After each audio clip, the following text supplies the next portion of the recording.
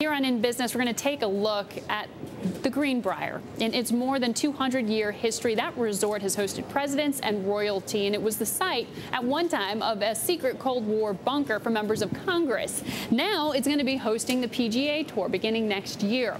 That elite hotel, not immune, of course, to the economic downturn. It was forced into bankruptcy early this year until our next guest bought it from right out under Marriott's nose. Our next guest is Jim Justice. He joins us now live from White Sulphur Springs in West Virginia. Good morning to you, sir, and thank you so much for joining us. Why did you buy the Greenbrier? Oh, Margaret, that's an easy story to tell you the truth, and I appreciate you allowing me to be with you today. But the story all centered around pain. I mean, the first part of it was, easy for me. I don't live very far away. I've got a tremendous passion for West Virginia and the Greenbrier itself. A lot of the employees that work here, I knew them, and they were going through a really tough time, and so the pain was for real, and not only that, but the level of the pain or maybe disappointment from my side. You had the CSX that had owned this great institution for over 100 years and been wonderful stewards of it for a long time, and now it was going to go, and we were losing the treasure. I mean, not to say that the Marriott or whomever wouldn't have done a nice job with it, but at the same time, I just couldn't ever imagine the Greenbrier being part of a chain hotel.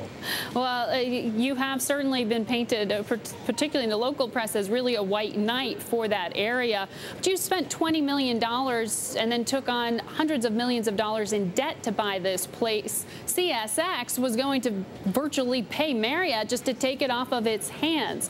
What's your strategy to make this place profitable? Because it was losing $35 million a year. Or last year past, according to CSX.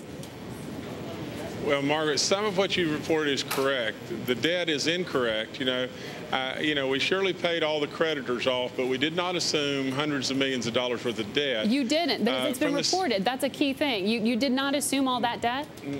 No, we did not. No, we did not at all. No. We assumed no debt other than some creditors that were probably in the neighborhood of $2 to $3 million. Well, you have, since you've assumed ownership here, added a casino. You said you're going to open up some event venues. It sounds like you're bringing a little bit of Vegas here to West Virginia. I mean, how do you envision the Greenbrier under your leadership?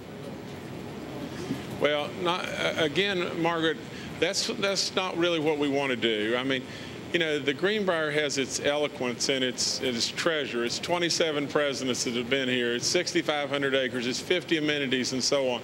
And we have got to maintain that eloquence. Our casino is just going to be another amenity that we add here. It's not going to be neon lights. It's not going to be Vegas style. Again, not to take away from Vegas or Atlantic City or anywhere, but we're actually building it underground. It's going to be our second bunker, and it'll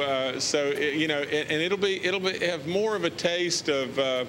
Believe it or not, maybe a Gone with the Wind type taste. The cocktail waitresses will all be dressed in evening gowns, and it'll be more of a fun area than a gaming destination. We don't want the Greenbrier to be a gaming destination at all, but we do need to inflict some energy back into the place, and we are on a mission here, and the mission transcends beyond maybe making a buck. I mean, it has to be profitable to sustain longevity, but at the same time, this thing has such a feel-good feeling about it. It's common cause. It's bringing community back instead of outsourcing community. It's bringing jobs back.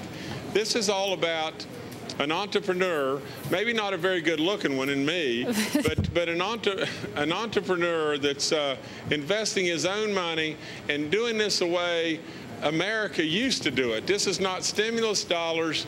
This is really trying to bring community back and do the right things. And we got a real enthusiasm and a real joy going on here. This is an exciting place right now. How do you bring those business travelers back? What's your room rate going to be? Well, we're visiting the room rate structure, and we're looking at all that and everything because we want people to be here. $59 a night is what I heard.